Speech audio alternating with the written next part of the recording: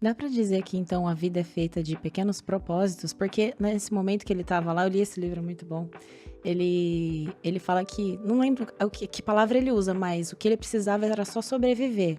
E quem desistiu da vida lá nos campos de concentração, eles perderam o sentido da vida, porque falaram, não tenho nada pra fazer aqui. Mas o Victor fala que o propósito dele era sobreviver. Isso que manteve ele Sim. vivo, passando por 4 campos de concentração, né? E ele tinha com sobreviver para Para algum... encontrar principalmente a sua esposa.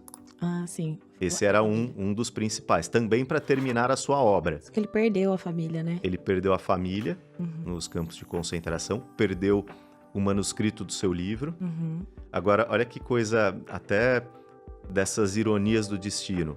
Ele, antes de ir para os campos de concentração, ele já estava desenvolvendo essa teoria psicológica que baseia-se na ideia de que um sentido para a vida é uma fonte de motivação primária uhum, do ser humano, é um desejo inato uhum. de todas as pessoas e que essa busca, ela não somente é fonte de saúde mental, mas ela é um fator de uma vida mais plena. E agora ele cai num lugar, Então ele já tinha esse já tinha, pensamento antes de entrar ali no sim. campo de Tanto concentração. é que o seu primeiro livro já estava escrito, né, no manuscrito, literalmente um manuscrito, porque era Aham. escrito à mão na época, e ele tinha guardado dentro do bolso de um casaco, costurado aquilo ali, porque dos 4 campos de concentração que ele permaneceu, o primeiro ele ficou cerca de 2 anos. E esse primeiro, ele era um campo barra gueto. Então, as famílias, embora naquela condição mais miserável possível, ainda tinham um contato, diferente de quando ele foi para Auschwitz e aí foram separados mesmo. Então, ele vivia ali uma vida ainda minimamente, tinha uma vida minimamente perto da família. Foi lá que seu pai morreu, num primeiro momento, então já perdeu o pai ali.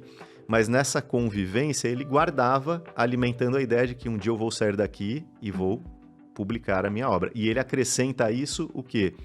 Um exercício mesmo, de observar as pessoas e partindo da seguinte hipótese. Então, se eu estou certo, ou seja, se a vida sempre pode ter um sentido, é necessário que isso se comprove até aqui. Uhum. Porque se a vida só tem um sentido nas condições boas, então o sentido não é incondicional. Ele é condicionado a boas condições. Claro. Mas não era essa a tese dele. A tese era de que era incondicional. E ele vai se colocar ali em alguns momentos na condição de observador, para ver como, de fato, mesmo naquela condição, era possível viver uma vida com sentido. E aí entra exatamente o que você falou. Ele vê que as pessoas que sobreviviam eram orientadas para isso. Ou para conseguir sobreviver, para encontrar alguém, para terminar uma obra. E essas pessoas eram fortalecidas. Isso significa que todo mundo que tinha um sentido sobreviveu? Obviamente que não, porque aquilo ali foi um genocídio, então muitas pessoas, apesar de terem um sentido para a vida, foram mortas. Mas entre os que sobreviveram, essa era uma característica comum. Sim. E tinham muitos que tiravam a própria vida, né? Por perder essa esperança de um sentido de algo que poderia Sim. acontecer e tal.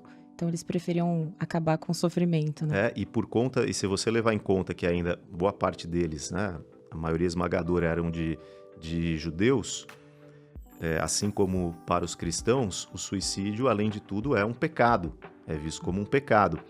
É lógico que a gente não entra no mérito aqui, muitas vezes o suicídio está ligado à depressão, ao adoecimento, e eu, em hipótese alguma, acho que isso poderia ser considerado pecaminoso. Afinal de contas, é uma doença.